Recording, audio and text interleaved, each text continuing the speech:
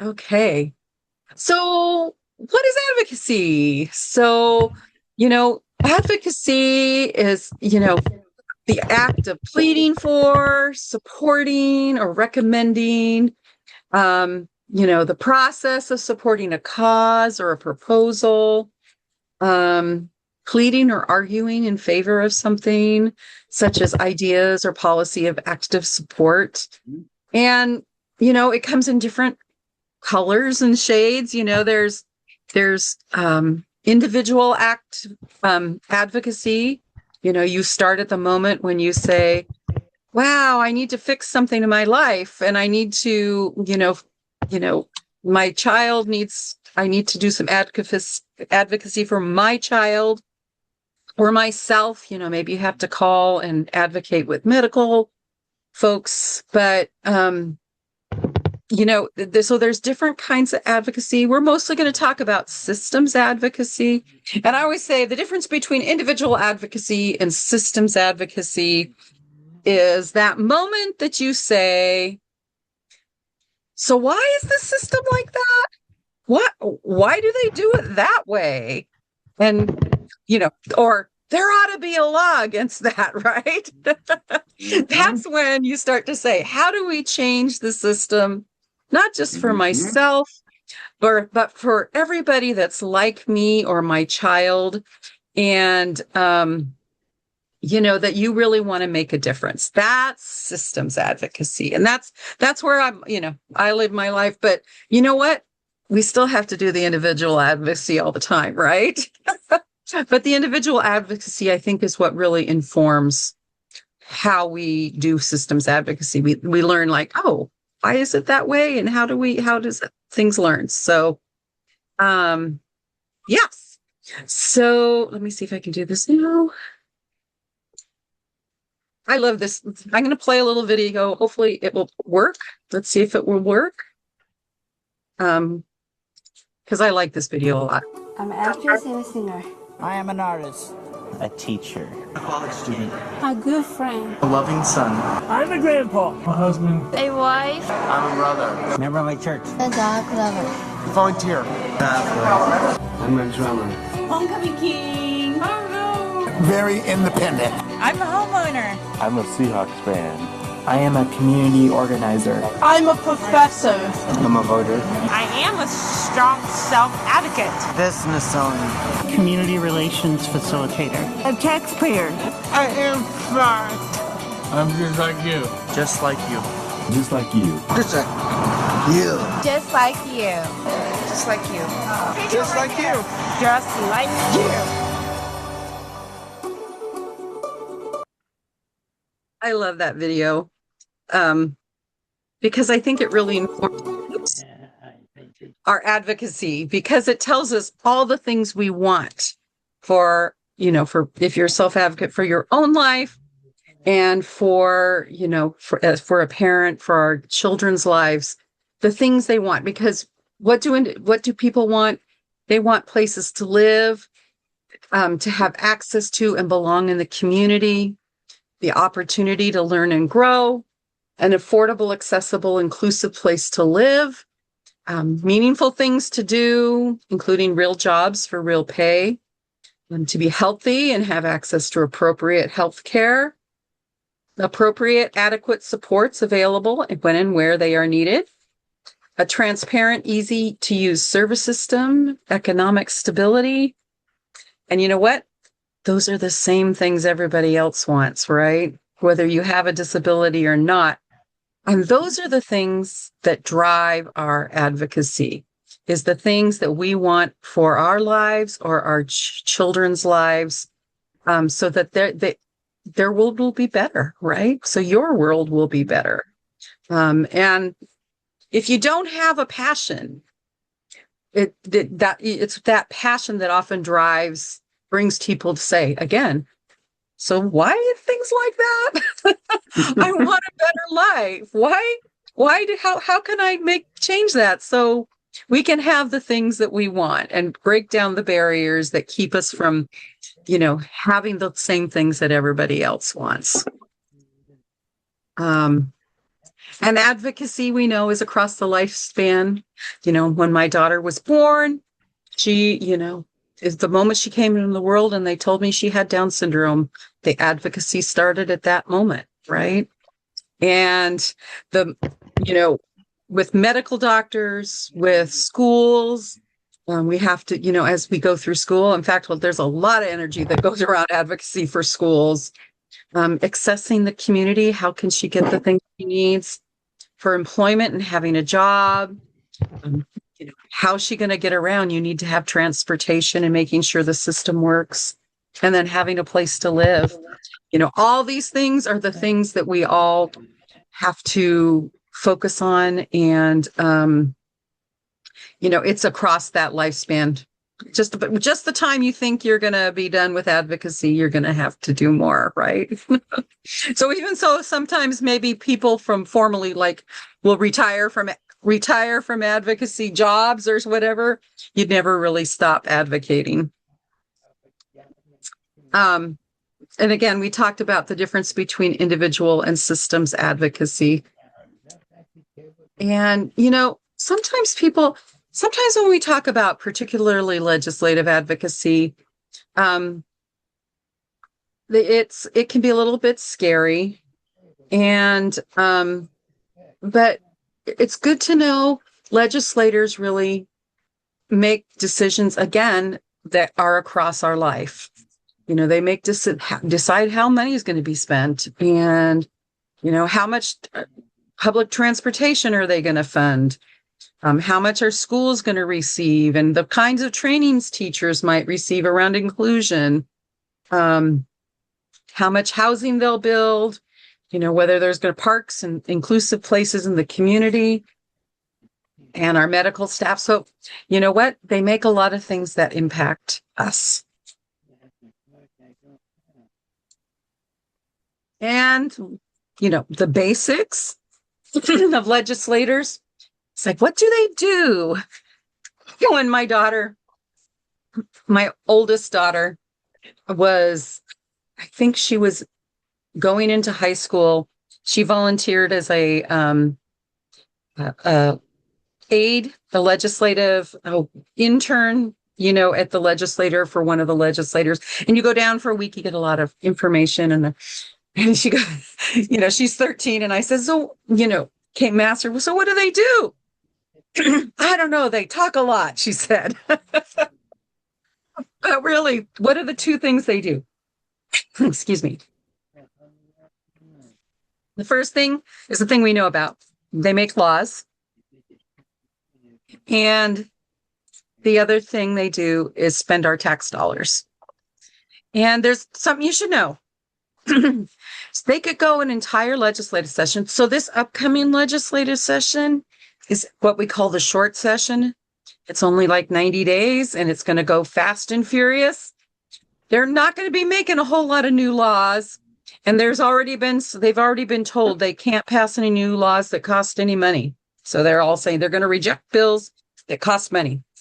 So they could go the entire legislative session and not pass a single bill. And that would be okay. And they could even say they're doing their job. But the one thing they have to do before the end of session is to figure out the budget. And unlike the federal government, they can't just print more money when they run out of money, right? Mm-hmm. They have to have a balanced budget, and they have to decide and agree and vote on and have that balanced budget passed before they leave session. And that's usually the only reason that sometimes they'll extend a session, because they can't agree on the budget. It's very rare that they'll bring them back for something beyond just the budget. So this will be an interesting session. And that's the way, the two things that they do. And yes, they talk a lot. Let's see. I'll go to the next slide. I believe it.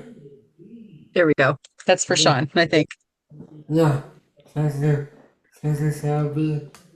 This is Sean. It is very important for you to know, your legislators want to hear from you. I would even say your legislators need to hear from you. Your legislators hear from a lot of different stakeholders, including many special interests groups or businesses, so it is crucial they hear from individuals who have intellectual and developmental disabilities. They also need to hear from family members, and they need to hear from allies to our mission. Because when they hear from you about your life, the challenges you face, and what they can do to help make your lives better, they make better policy decisions. Next slide. I will be hoping this. So, next slide.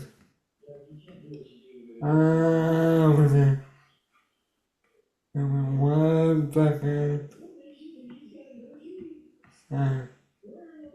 Along those lines, when you start meeting with your legislators, you start to build a relationship with them.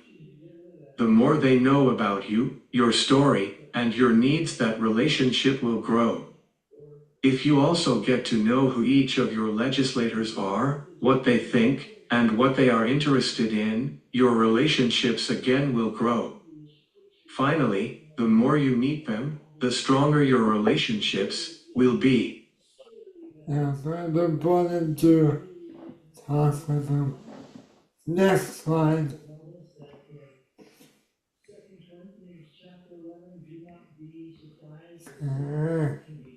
I will add here, each of you have 3 state and 3 federal legislators. At the state level, you have 2 state representatives and 1 state senator. At the federal level, you have 1 federal representative or congressperson, and 1 federal senator. Now we want to talk to you about the A, B, C's of advocating. First is A for advocate and A for action. Then the B is for being prepared. And finally the C stands for communicate clearly. Let's talk about each of those in more detail. Next slide.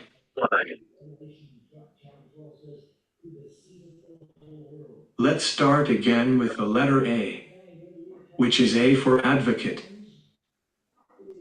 This means first, you need to educate yourself about the issues. What are the ins and outs of each issue? How does the issue affect you, and how does the issue affect those you know?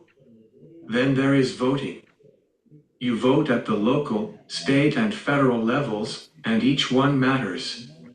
Before you vote, you can talk to the candidates about where they stand on issues, and then after you can talk to legislators and tell them what you want them to do.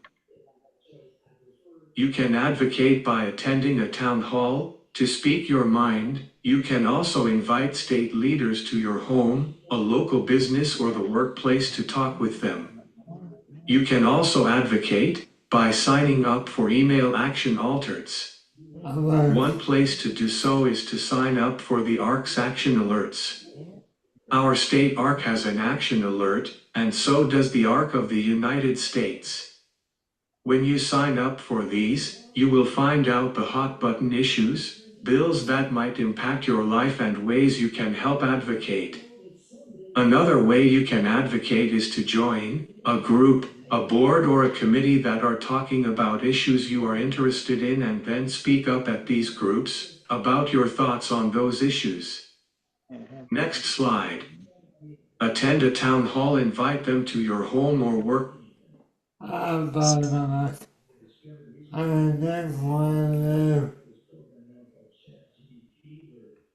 One big way you can advocate is joining us for Advocacy Day during the Washington State Legislative Session. Advocacy Day is on Wednesdays during session, typically from 10 a.m. to 11:30 p.m. We also sometimes have special advocacy days at night, usually when we are not in session, like tonight's session.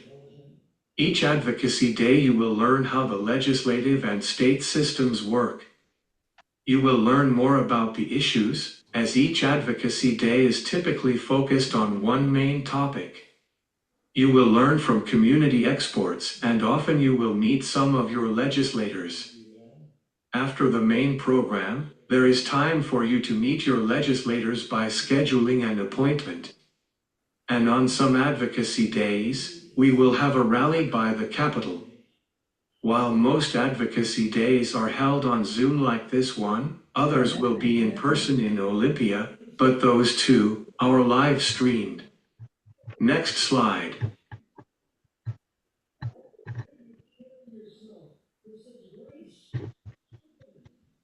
Another way to meet and talk with your legislators is at legislative forums. Most counties will have forums, and some will have forums focused on developmental disability issues. Often these forums will be in the summer or fall leading into an election. At these legislative forums, you can meet your current legislators or meet candidates running for office. There will be a time for you to ask questions. And there is often time for you to share your story or hear stories from others. I would highly recommend these forums. Next slide.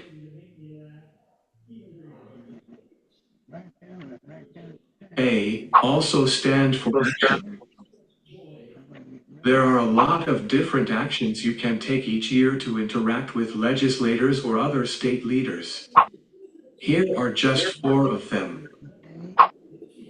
First, you can make a phone call to their offices and share your thoughts. Second, you can write a letter and provide them even more information. Typically, you would send emails or messages through website forms. Third, you can post on various social media platforms on different issues. And lastly, you can make an appointment with your legislators or state leaders. Next slide.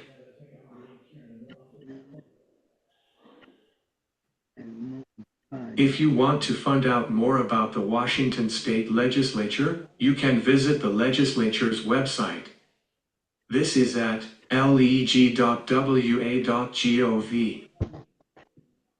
On this website, you can find your legislators. You can look up bills by their bill number or even by searching for different topics. And you can look up what legislative committees your individual legislators are on. Knowing what committees they are on will help you know what issues you might want to bring up to them. For example, a legislator on the Transportation Committee would be a good person to talk about transportation issues and concerns. Next slide.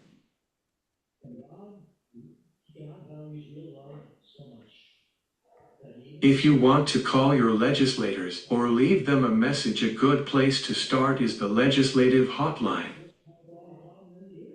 The hotline number is 1-800-562-6000. Through the hotline, you can leave a message for your 3 state legislators or even for our governor, Governor Ferguson. Next slide.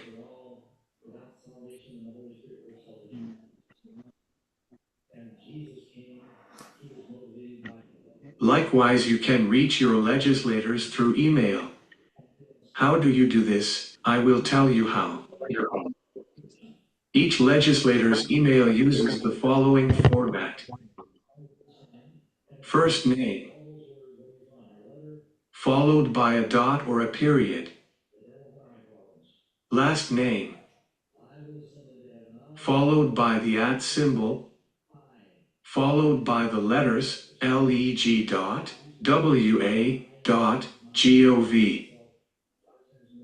So for example, Senator Sharon Nelson's email is sharon.nelson@leg.wa.gov.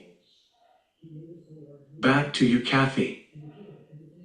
Thank you, Sean. Oops, I'm going to let somebody in here. I Thank you, Sean. You know, the cool thing about this is if you know your legislator's name, you know their email. And the other thing I want a little tip about the 800 number, you can put that into your phone. And then so wherever you are, if you've got that phone number, you can call and make a phone call and leave a message for your 3 legislators and the governor if you would like. So it's kind of a cool thing. You can only do it for your legislators. You can't do it if you live in a different district. They'll ask you what your address is and they'll look it up to be sure that you're giving the right person. But it's kind of a, put it on speed dial on your phone. So when you get an alert, you'll know right where to call.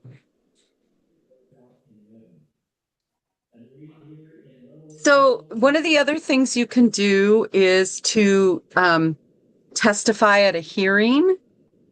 And that's the same website. When you look up a bill number, you can pop in that front page, it'll say bill, and you can pop in the number.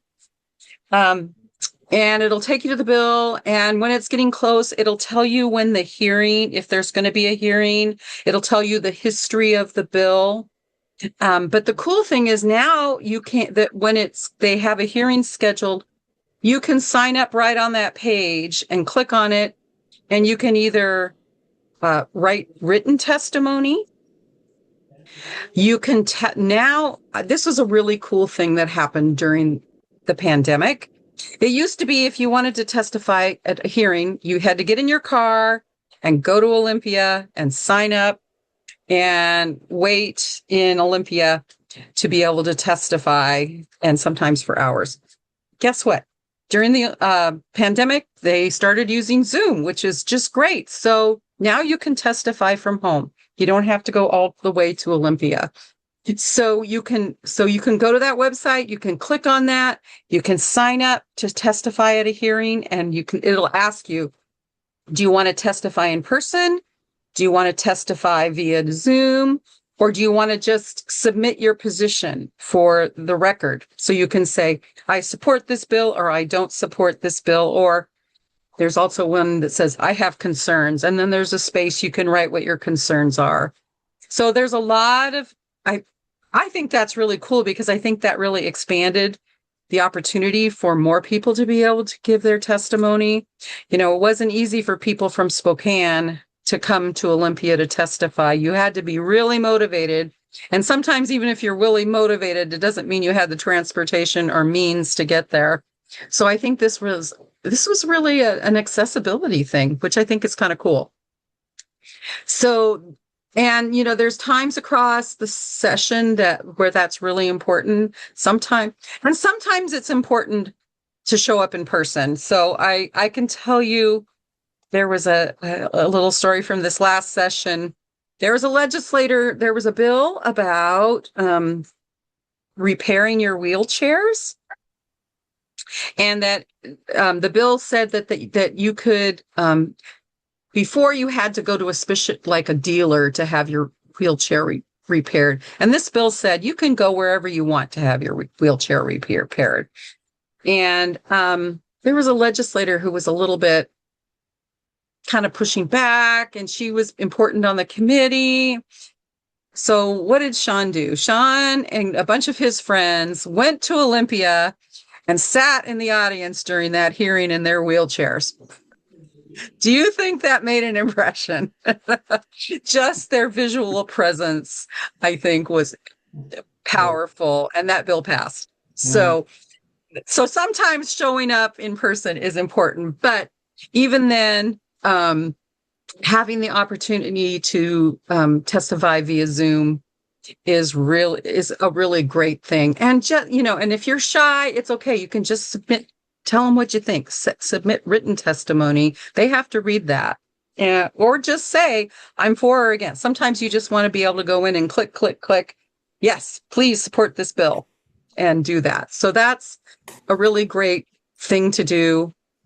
Sometimes it's fascinating, sometimes we saw this last couple of sessions, that submitting your position is really important. They look, how many said pro and how many said con. We've also seen where groups from out of state come in and swoop in and will go be against something or for something that you go, wait a minute, that's not even us, right? So having people and constituency say is important. So the other piece is being prepared. So if you're going to be meeting with the legislator, either by Zoom, and you know what, you can make Zoom appointments now. That's been another game changer. You don't have to go all the way to Olympia to their office or even their local office in the off session. You can make a Zoom appointment with them, which is great. Or Teams. Some of them use Teams. Or when you're going to make a phone call. So it's really important that you're prepared. So think about, ahead of time, what is it that you're going to say? If you're going to be live, I think it's really powerful. Or even if you're going to send an email, to send a photo of yourself or your loved one, that makes it real for them. And take along, if you're going live, particularly an information sheet, maybe a one-pager that tells about the issue and why it's important to you. Maybe has data or facts on it. Now some of the offices aren't taking paper anymore, so sometimes it's important you can send that ahead of your meeting. So what I do now is if I'm going to go have a meeting with a legislator, I will in advance send them the one pager and say, this is for you to look at before we have our conversation. So that's important. The other thing is their legislative assistant. Get to know them. If you're making calls down there or you're emailing back and forth, you want to kind of get to know them because they're kind of the gatekeeper, right? If you want to be polite and, find out what drives them a little bit, be a little bit chatty with them because they'll remember you if they have you and you want to have a good impression. And again, they're that gatekeeper. So that's an important thing. And sometimes, if the legislator might not remember you, but the aide may, and help you get appointments the next time you're there or pass along information for you. And the other is just believe in yourself. We can make a difference, the B for believe that, people, their stories are important and they really drive the decision-making of legislators. So C is communicate clearly. And this is really about how you tell your story. A clear and simple message said, the big picture things, what is important to you, how it impacts your life, what you want your legislator to do, and remember to be respectful. Those are like the big things you want to think about, so when the first thing out of your mouth or your first thing in your email is, I am your constituent. You want them to know that they serve you. But then think about what is important to you. So I think about my daughter. I would start by saying, I'm Kathy Murahashi, and I live in the 41st Legislative District. And, I'm the parent of a daughter, of a young woman who has developmental disabilities. And I would tell them that she lives with me and, I'm her care provider, and that the services she receives are super important to her. The personal care she needs that to be able to live her life. Her job coach is super important so she can continue to work. The fact that as a caregiver that I can have some respite. Those are all things.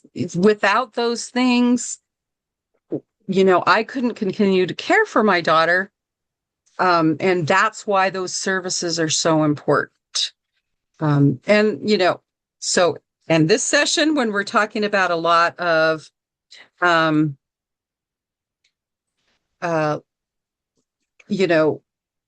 potential budget cuts, I would be saying, please protect those services because my daughter needs those services. Your story, you will have your own reasons and you'll have your own emphasis, but it needs to be personal and what is important to you and that how it impacts your life. And then really important, what do you want your legislator to do? So sometimes I've watched this happen where somebody will go in and tell a really compelling story, heart-wrenching story about their loved one or their family. And then they don't ask for anything. They just want to tell their story, right? And it stops there. And what happens is sometimes, the legislator doesn't know what to do, right?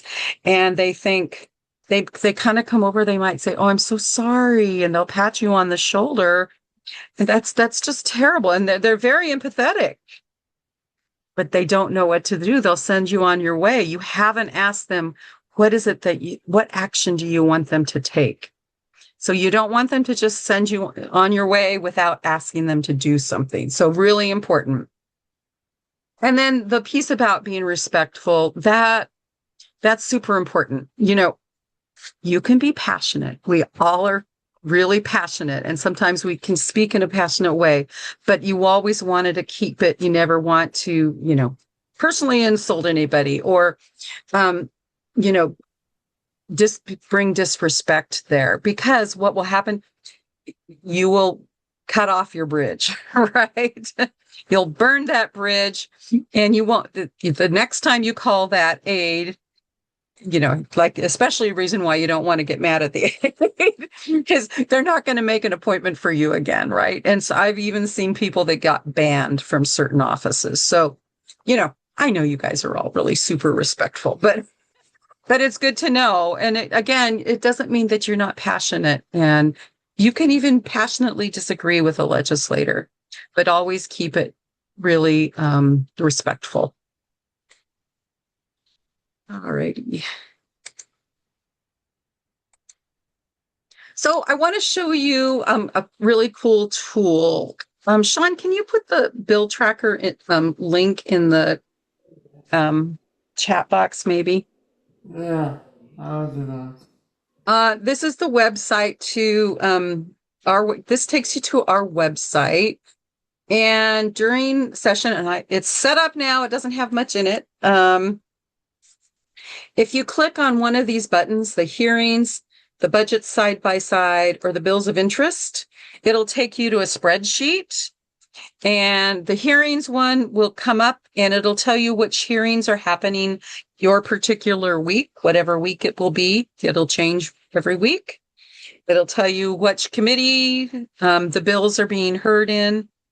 And it'll tell you which committee, which bills, which sponsor, and what time the hearing is, so that you can, and you should be able to click right there on the spreadsheet. There'll be links to the bill. And if you want to testify, you should be able to go straight there and testify from, it'll take you to the bill, and you could, sign up to testify, all those things we just talked about. Also, you'll find on the budget side by side, there'll be the budget process is long and lengthy. So we should be seeing the governor's budget in just, let's see, the next few days. The governor should put out a budget. The word is on the street that he is going to put out an all cuts budget. So that's going to be painful. But the funny thing is they put it out there. The governor puts it out there, but it's the legislature that really decides the budget. So I think it's just, it's a way to show how deep the hole is and what's happening, and what that should be. The other piece is the other the bills of interest. So you can click on there. The bills of interest will bring up, again, a spreadsheet. The front page, there's 3 tabs. The first tab is kind of the bills that we as the Arc of Washington are particularly following, that are kind of on our agenda, or the Community Advocacy Coalition's agenda, that are, that are advocacy hot issues. The second tab is more general, that it's issues that that are somehow impact IDD, but they may not be our priority bills, right? But and sometimes those move around a little bit. And then there's a third tab, and that's for where bills go to die. So we keep track of bills that died during the session, and that might be of interest because we might want to see them resurrected in another session, and people can go there to find those. It's like, what happened? And that sheet will tell you the number of the bill and the link to the bill, kind of the name of the bill, who sponsored the bill, what the status of the bill is. So it'll say, it's in which committee it's in, and maybe it's, there's a hearing on this date and time, or this bill passed, or this bill died. So you should be able to track all those things. So it's a way to see where things are, and you can kind of watch them. So it's cool, and it's a spreadsheet. So we started doing that a couple of years, so I don't have to create a new sheet every week. I just change things as they happen.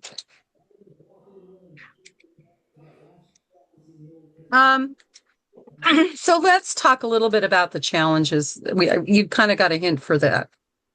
What's going on this session? And in our January 7th webinar, we're going to really give the overview in much more depth. But this is just kind of a backup. Inflation is up. I'm sure you all feel that in your personal budget, right? The revenue forecast is down for the next 4 years. So, if in your own family's budget, it's like inflation is up, things cost more, and then, I'm making less money at the same time. And then the other thing is caseloads are growing. So there's more people, not just in DDA, but in other areas, which it's like, and your family grew, right? So it's like all those pressures. We also have, I'm sure you're familiar that there's a lot of stuff happening at the federal level that's beginning to trickle down to the state. There were big, huge cuts in Medicaid that are trickling down. And the legislature has to decide how they're going to deal with that. Particularly, they're concerned about SNAP. SNAP, I'm sure you saw during the government shutdown, and they were paying out SNAP. And although they're back on track, paying what's there from now till the 30th, that bill that passed back in June, it used to be that the federal government paid 100% of SNAP. Now it says it's only going to pay like 90%. And it'll depend. Also, there's kind of other cuts where it's like, based on your error rate, they're going to make you pay even more. Fortunately, we're in a state that has a pretty low error rate, but that's a huge hole. There's a lot of things. And there are certain groups of people that were no longer eligible for SNAP, and they're wondering should they do with those people, as well as people on Medicaid that will no longer be eligible. So that's a lot of things for them to come back and have to think about and have to discuss. And it's going to be a very challenging legislative session and figuring out how to do that, what they're going to do with that. So, the big things as we're gearing up is, what do you need to be telling your legislators? So we're going to be talking about this a lot, protect our disability services, protect community living. because that particular is at risk. The institutional placements, not just in DD, but in nursing homes, were not touched. It's the community living stuff that we were worried about. And then protect our disability rights. So those are things that have been at risk. We've seen the Department of Education, is potentially closing at the federal level. They laid off a bunch of the special ed staff, although they brought them back this last week, which is good. But the concern is, particularly around IDEA, that there wouldn't be enforcement of the laws, so that our rights that we've had for 50 years. IDEA was Individuals with Disabilities Education Act. It's 50 years old, like last week. 50 years we've had that law, and we are concerned that that might be chipped away and not enforced. Fortunately, we live in a state where actually Washington State preceded the IDEA in their education law, and the law at the federal level was actually modeled after Washington State law. Just a fun little fact there. So that's good because we have that right. But some other areas where we're concerned around disability rights, like if you're familiar with Olmstead, which protects the right to live in the community, that could be chipped away at, that the ADA, Americans with Disabilities Act, potentially could be chipped away. So we're paying attention and thinking about, do we need to think about, having mirrored laws in our own state to protect us if federal things don't stand up? So protecting our disability rights is going to be super important. So that's kind of the big picture messaging for this session.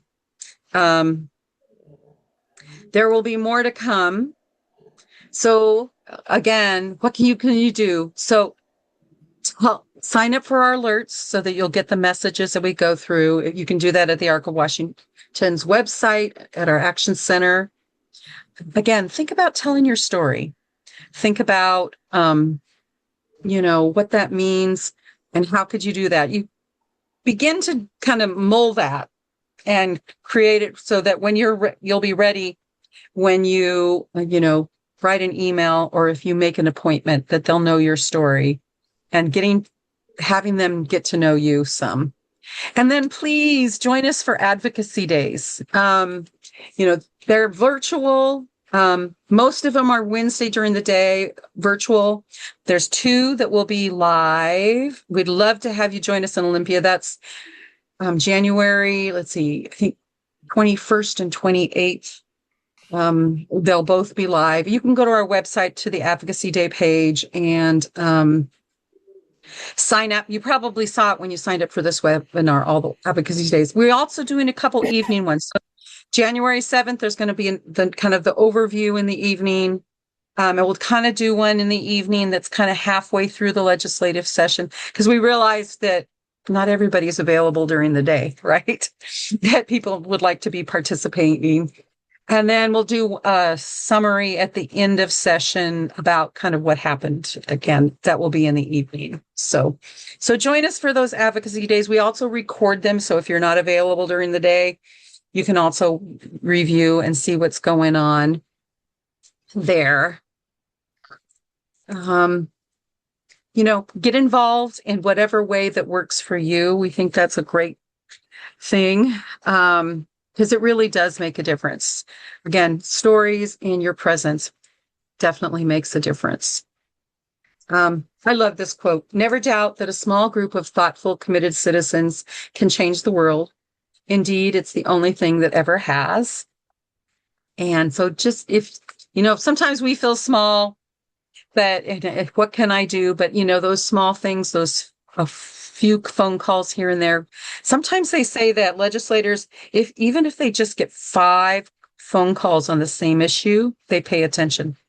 So it's like, oh, I can think about myself. I probably could get 4 of my friends to call too, right? So think about that and how you could make a difference. And that's me. And I forgot to put Sean will put his information in the chat box. Sorry about that, Sean. Yeah, I did. So I put about 4 different with the chat. Thank you, Sean. So, Sean. Oh, Margaret Lee's joining us here. Now she's coming at the end. I'm going to stop recording.